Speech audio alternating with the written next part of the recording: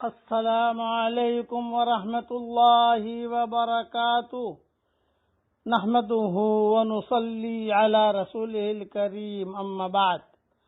آج کا سبق سن لیجئے۔ آج کے سبق کی سرخی ہے نیک لوگوں سے دوستی کیجئے، پارٹ نمبر 49۔ اپنے منصب کا حقیقی شعور پیدا کیجئے۔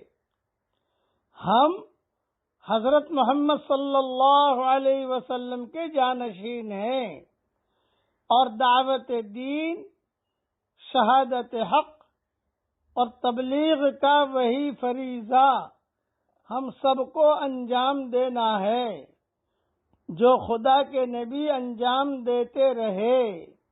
لہذا وہی داعیانہ تڑپ اور داعیانہ فکر پیدا کرنے کی کوشش ہمیں کرنی چاہیے، جو حضرت محمد صلی اللہ علیہ وسلم کا خصوصی اور امتیازی وصف ہے۔ قرآن میں اللہ تعالیٰ فرماتے ہیں هُوَ اجْتَبَاكُمْ وَمَا جَعَلَ عَلَيْكُمْ فِي الدِّينِ مِنْ حَرَجٍ مِلَّةَ أَبِيكُمْ إِبْرَاهِيمَ هُوَ سَمَّاكُمُ الْمُسْلِمِينَ مِنْ قَبْلُ وَفِي هَذَا لِيَكُونَ الرَّسُولُ شَهِيدًا عَلَيْكُمْ وَتَكُونُوا شُهَدَاءَ عَلَى النَّاسِ۔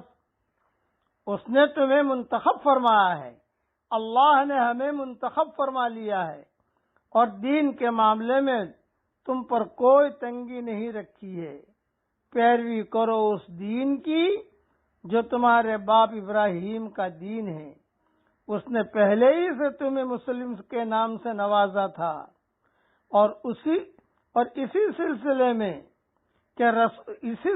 میں کہ رسول تمہارے لیے دین حق کی شہادت دیں اور تم دنیا کے سارے انسانوں کے سامنے دین حق کی شہادت دو۔ یعنی امت مسلمہ رسول کی جانشین ہے اور اس کو وہی کام انجام دینا ہے جو رسول نے انجام دیا۔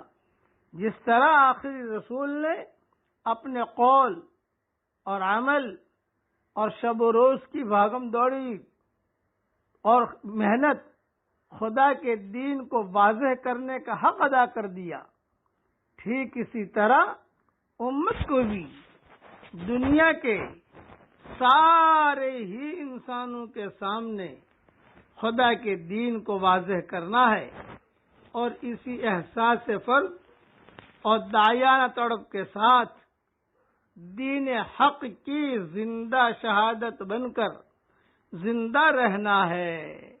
یعنی دین کو لوگوں تک پہنچانا ہے کسی طریقے پر۔ یہ کب ہوگا؟ جب نیک لوگوں سے دوستی ہوگی۔